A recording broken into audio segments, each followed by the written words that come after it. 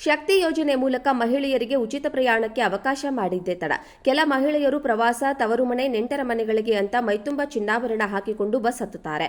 ಆದರೆ ಅಂಥವರನ್ನೇ ಟಾರ್ಗೆಟ್ ಮಾಡಿದ್ದ ಅದೊಂದು ಕಳ್ಳಿಯರ ಗ್ಯಾಂಗ್ ತುಂಬಿದ್ದ ಬಸ್ ಹತ್ತಿ ಮಹಿಳೆಯರ ಚಿನ್ನಾಭರಣಗಳಿಗೆ ಕನ್ನ ಹಾಕ್ತಿದ್ರು.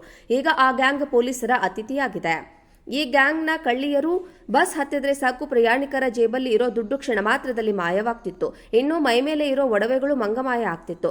ಆಕೆಯ ಹೆಸರು ತುಳಸಿ, ಮತ್ತಿಬ್ಬರ ಹೆಸರು ಪ್ರೇಮ, ಸೋನಿಯಾ. ಮೂವರು ಕಲಬುರಗಿ ಮೂಲದವರು. ಶಕ್ತಿ ಯೋಜನೆ ಅಡಿ ಮಹಿಳೆಯರು ಮುಗಿಬಿದ್ದು ಬಸ್ಗಳಲ್ಲಿ ಪ್ರಯಾಣ ಮಾಡ್ತಿದ್ದಂತೆ ಇವರ ಆದಾಯ ಏರಿಕೆಯಾಗಿದೆಯಂತೆ. ತುಂಬಿದ ಬಸ್ಗಳಲ್ಲಿ ಮಹಿಳೆಯರು ಬಸ್ ಹತ್ತುವಾಗ ಇಳಿಯುವಾಗ ಈ ಮೂವರು ಸುಂದರಿಯರು ಮಹಿಳೆಯರ ಬ್ಯಾಗ್ನಲ್ಲಿದ್ದ ಹಣ, ಕತ್ತಲಿದ್ದ ಚಿನ್ನಾಭರಣಗಳನ್ನ ಕಳ್ಳತನವನ್ನ ಮಾಡ್ತಿದ್ರು. ಇನ್ನು ಚಿಕ್ಕಬಳ್ಳಾಪುರ ನಗರದ ಕೆಎಸ್ಆರ್ಟಿಸಿ ಬಸ್ ನಿಲ್ದಾಣವೇ ಈ ಮೂವರು ಕಳ್ಳಿಯರ ಅಡ್ಡೆಯಾಗಿತ್ತು. ಇತ್ತೀಚೆಗೆ 2 ಕಳ್ಳತನ ಪ್ರಕರಣಗಳು ದಾಖಲಾಗಿದ್ವು. ಚಿಕ್ಕಬಳ್ಳಾಪುರ ನಗರ ಠಾಣೆ ಪೊಲೀಸರು ಸಿಸಿಟಿವಿಯಲ್ಲಿ ದಾಖಲಾದ ವಿಡಿಯೋ ಜಾಡು ಹಿಡಿದು ತನಿಖೆಯನ್ನ ಕೈಗೊಂಡಿದ್ರು. ಕೊನೆಗೆ ಚಿಕ್ಕಬಳ್ಳಾಪುರದಿಂದ ಕಲಬುರಗಿವರೆಗೂ ಪ್ರಯಾಣ ಮಾಡಿ ಮೂವರು ಕಳ್ಳಿಯರನ್ನ ಬಂಧಿಸಿದ್ದಾರೆ. ಬಂಧಿತರಿಂದ 7 ಲಕ್ಷ ರೂಪಾಯಿ ಮೌಲ್ಯದ ಚಿನ್ನಾಭರಣವನ್ನು ವಶಕ್ಕೆ ಪಡೆಯಲಾಗಿದೆ. ಒಟ್ಟಿನಲ್ಲಿ ಮಹಿಳೆಯರು ತುಂಬಿದ ಬಸ್ಗಳನ್ನೇ ಬಂಡವಾಳ ಮಾಡಿಕೊಂಡು ಕೆಲ ಕಳ್ಳಿಯರು ಕಳ್ಳತನವನ್ನ ಮಾಡುವುದನ್ನೇ ವೃತ್ತಿ ಮಾಡಿಕೊಂಡಿದ್ದು, ಆದರೆ ಪೊಲೀಸರು ಈಗ ಆರೋಪಿಗಳನ್ನು ಬಂಧಿಸಿ ನ್ಯಾಯಾಂಗ ಬಂಧನಕ್ಕೆ ಒಪ್ಪಿಸಿದ್ದಾರೆ. ಶಕ್ತಿ ಯೋಜನೆ ಮೂಲಕ ಮಹಿಳೆಯರಿಗೆ ಉಚಿತ ಪ್ರಯಾಣಕ್ಕೆ ಅವಕಾಶ ಮಾಡಿದ್ದೇ ತಡ. ಕೆಲ ಮಹಿಳೆಯರು ಪ್ರವಾಸ, ತವರು ಮನೆ, ನೆಂಟರ ಮನೆಗಳಿಗೆ ಅಂತ ಮೈತುಂಬ ಚಿನ್ನಾಭರಣ ಹಾಕಿಕೊಂಡು ಬಸ್ ಹತ್ತುತ್ತಾರೆ.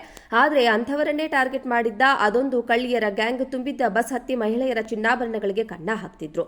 ಈಗ ಆ ಗ್ಯಾಂಗ್ ಪೊಲೀಸರ ಅತಿಥಿಯಾಗಿದೆ.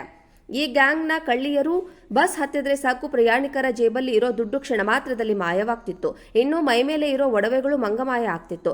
ಆಕೆಯ ಹೆಸರು ತುಳಸಿ, ಮತ್ತಿಬ್ಬರ ಹೆಸರು ಪ್ರೇಮ, ಸೋನಿಯಾ. ಮೂವರು ಕಲಬುರಗಿ ಮೂಲದವರು. ಶಕ್ತಿ ಯೋಜನೆ ಅಡಿ ಮಹಿಳೆಯರು ಮುಗಿಬಿದ್ದು ಬಸ್ಗಳಲ್ಲಿ ಪ್ರಯಾಣ ಮಾಡ್ತಿದ್ದಂತೆ ಇವರ ಆದಾಯ ಏರಿಕೆಯಾಗಿದೆಯಂತೆ. ತುಂಬಿದ ಬಸ್ಗಳಲ್ಲಿ ಮಹಿಳೆಯರು ಬಸ್ ಹತ್ತುವಾಗ ಇಳಿಯುವಾಗ ಈ ಮೂವರು ಸುಂದರಿಯರು ಮಹಿಳೆಯರ ಬ್ಯಾಗ್ನಲ್ಲಿದ್ದ ಹಣ, ಕತ್ತಲಿದ್ದ ಚಿನ್ನಾಭರಣಗಳನ್ನ ಕಳ್ಳತನವನ್ನ ಮಾಡ್ತಿದ್ರು. ಇನ್ನು ಚಿಕ್ಕಬಳ್ಳಾಪುರ ನಗರದ ಕೆಎಸ್ಆರ್ಟಿಸಿ ಬಸ್ ನಿಲ್ದಾಣವೇ ಈ ಮೂವರು ಕಳ್ಳಿಯರ ಅಡ್ಡೆಯಾಗಿತ್ತು.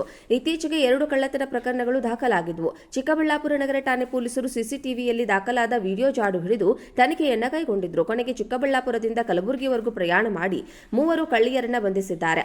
ಬಂಧಿತರಿಂದ 7 ಲಕ್ಷ ರೂಪಾಯಿ ಮೌಲ್ಯದ ಚಿನ್ನಾಭರಣವನ್ನು ವಶಕ್ಕೆ ಪಡೆಯಲಾಗಿದೆ.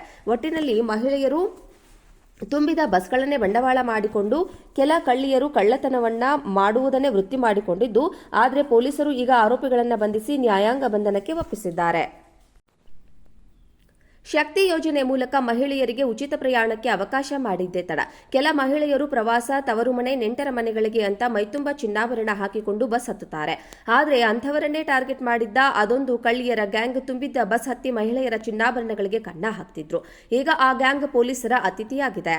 ಈ ಗ್ಯಾಂಗ್ನ ಕಳ್ಳಿಯರು ಬಸ್ ಹತ್ತಿದ್ರೆ ಸಾಕು ಪ್ರಯಾಣಿಕರ ಜೇಬಲ್ಲಿ ಇರೋ ದುಡ್ಡು ಕ್ಷಣ ಮಾತ್ರದಲ್ಲಿ ಮಾಯವಾಗ್ತಿತ್ತು.